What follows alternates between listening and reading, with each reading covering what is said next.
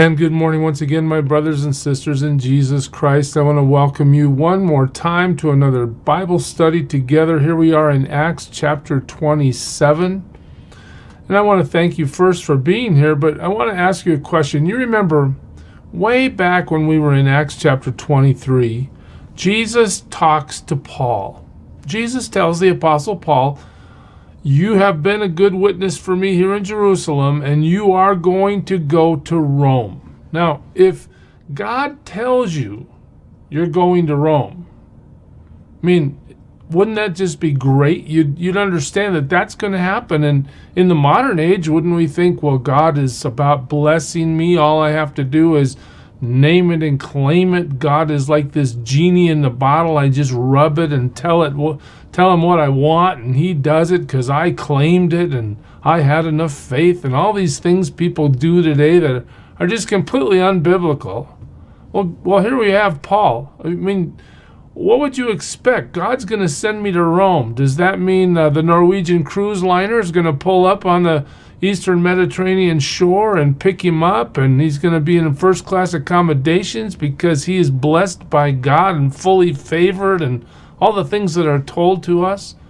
No, what it means is, hey, Paul, you're going to be in prison for years. You're going to talk to Felix, the leader of the Roman guard in Caesarea. Then you're going to talk to Festus. Time is going to pass. Then you're going to talk to Agrippa. Nobody's going to come up with any reason for you to be charged. But when you appeal to Caesar, they're just going to punt. They're going to send you to Rome because they don't know what to do with you. There's no evidence for them to punish you, and yet your accusers continue to accuse you. So let's just get rid of you. All right, well, okay, now we're on the ship. What should happen to us now? Well, we should enjoy our first-class accommodations until we arrive in port, right? No, this voyage becomes a total disaster. I mean, literally. You remember from yesterday, we were starting off on this voyage and things were going pretty well, but there was a season of time where no sailor in his right mind would find himself in the Mediterranean, and yet the delays and the time to sail had taken so long that by the time they get to Crete, they're entering into the dangerous season. They're entering into the winter time on the Mediterranean when these storms can come out of nowhere and potentially kill people. I mean, really, really serious. I would just want to take you back to the map and show you. There's that red line that goes across from right to left. That's the journey Paul takes to get to Rome. But I want to just zoom in on this part. That on the right of that circle is the island of Crete, and on the left you see Malta. In fact, let's just zoom in a little bit here. All right, do you see on the right where it says Fairhaven, and it talked about going on the leeward side of this little island called Cauda? All right, now what you need to see about this is as they're going, this huge storm pops up. You remember, right? It's just overwhelming. They don't know what to do. It's so intense. And in verse 17, we read, "Then, fearing that they would run aground on the Syrtis." I think that's how you say it.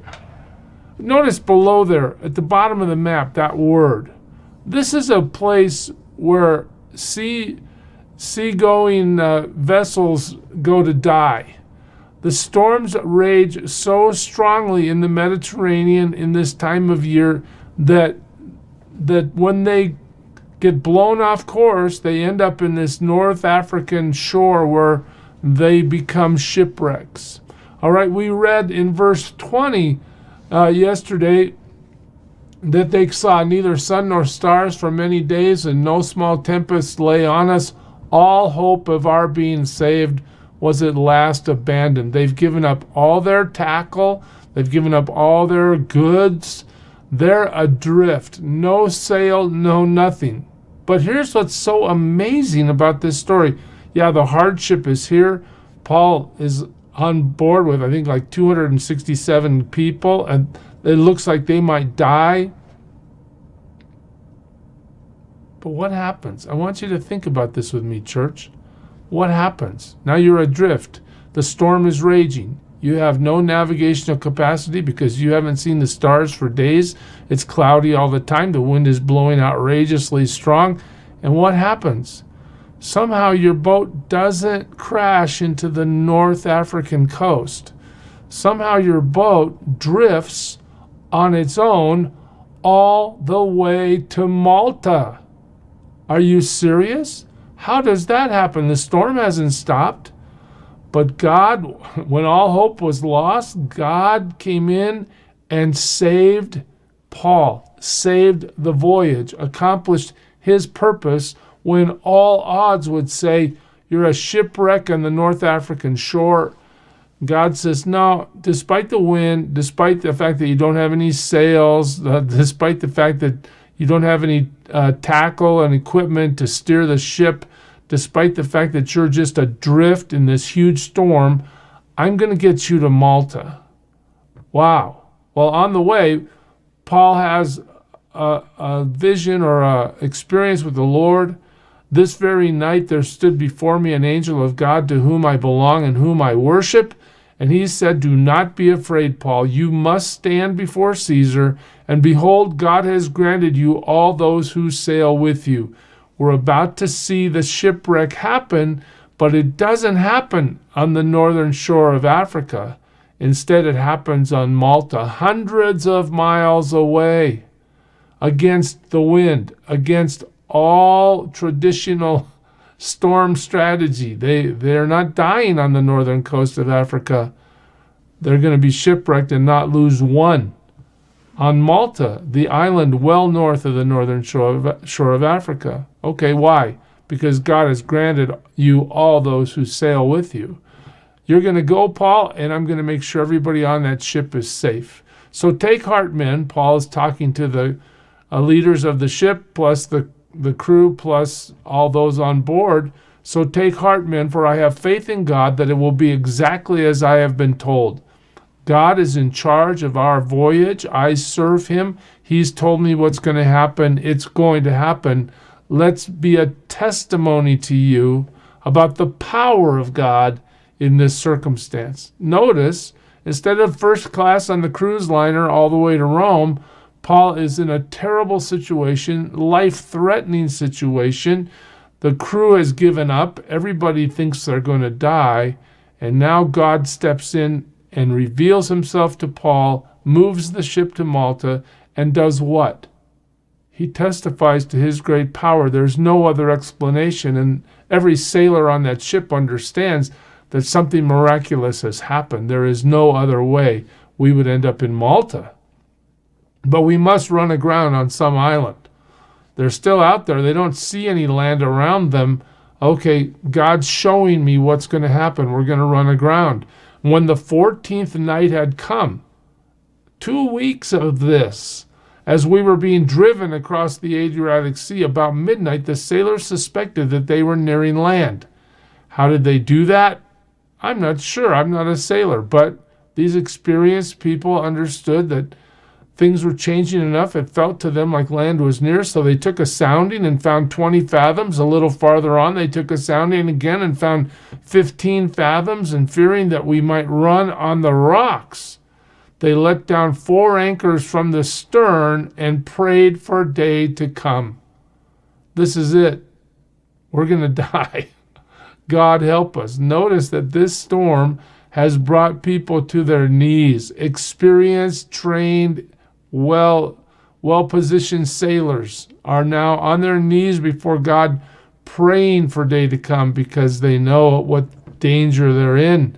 And as the sailors were seeking to escape from the ship and had lowered the ship's boat into the sea under pretense of laying out anchors from the bow, okay, what's happening? This little boat in the back of the ship called the dinghy, they're trying to lower that down so they can secretly jump into it before this ship from the Alexandrian port that they're sailing on crashes into the rocks. They want to save themselves, in other words. It's a selfish move. They say, well, we're going to lay out anchors, but all the while they're planning on escaping. Paul said to the centurion, the Roman guard, and the soldiers, unless these men stay in the ship, you cannot be saved. Notice this.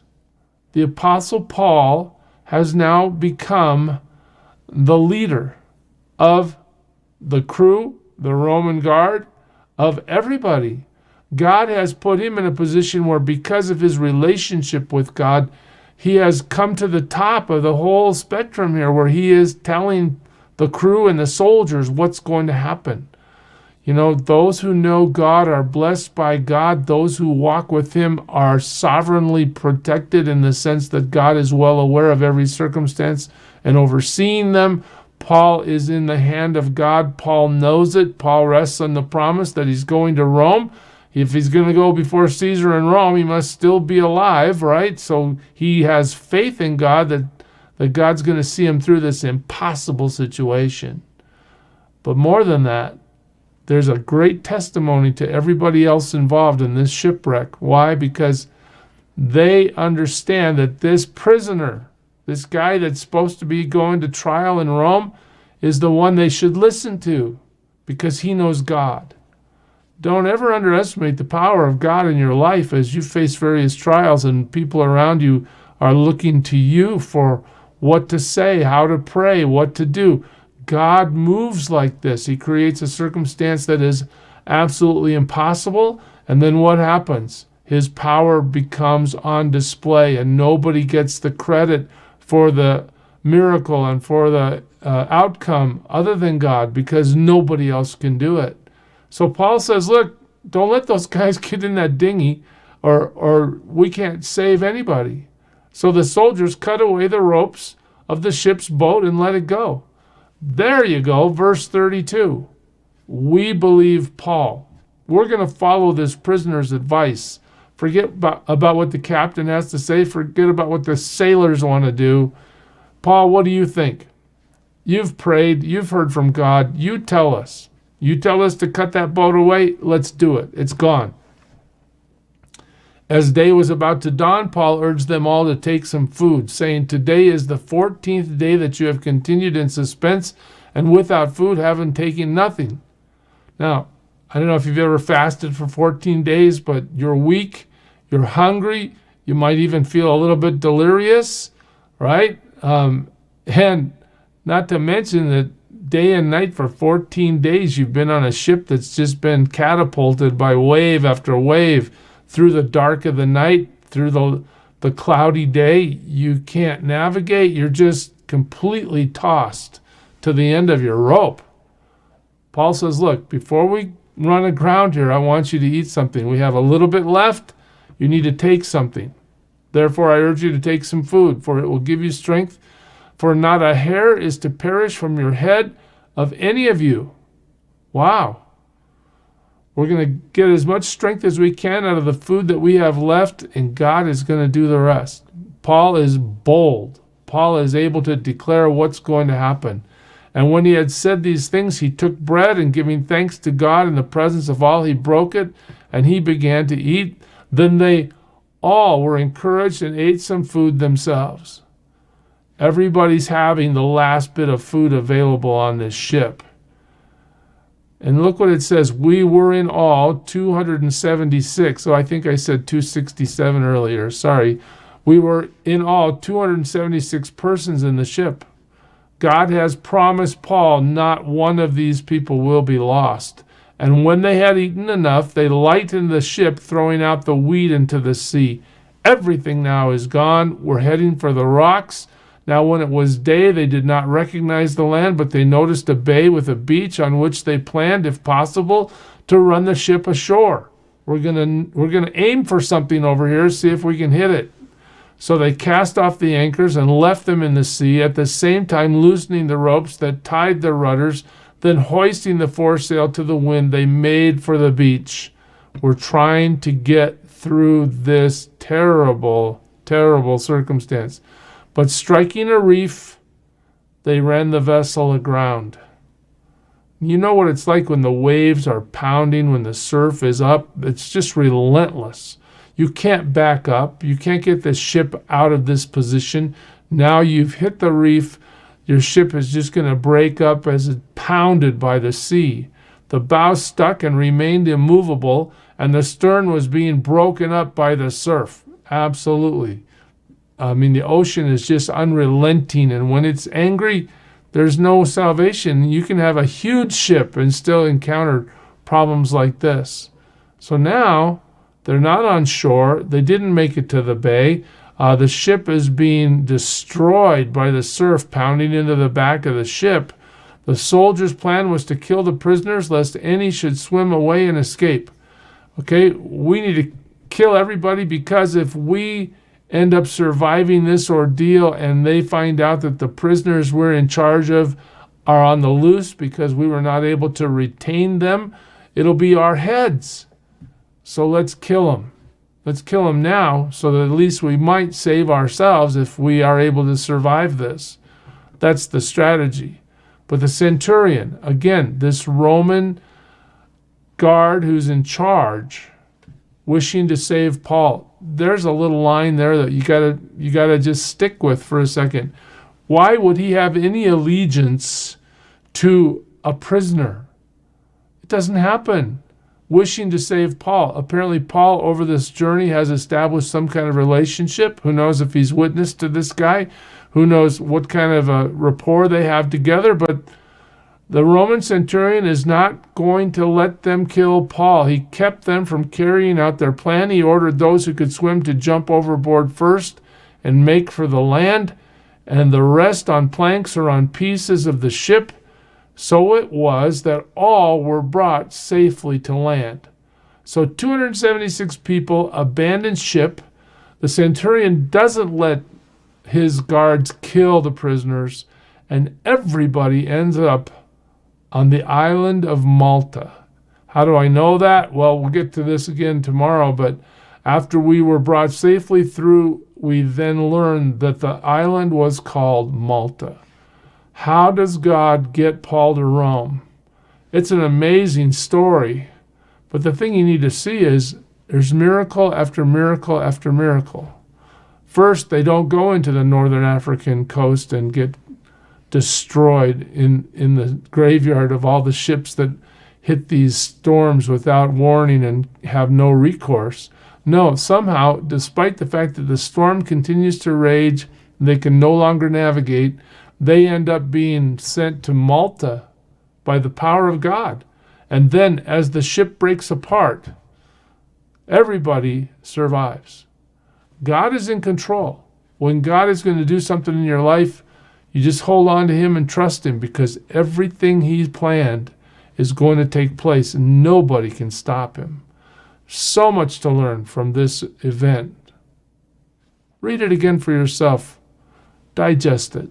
Just know that as you walk with Jesus Christ today, he's in total command. He's sovereignly in charge. Yield your life to him at every level and walk with him. You might encounter the storm, and your ship might break apart, and you might not understand how you're going to get to Rome, as it were in this case. But in the end, God's plan will be accomplished, because God's power overcomes any circumstance that can come our way. God bless you, church. Serve him well today. Who is it who for sinners shed his blood, and now for cleansing all can plunge beneath that flood? It's Jesus. But do you know who he is?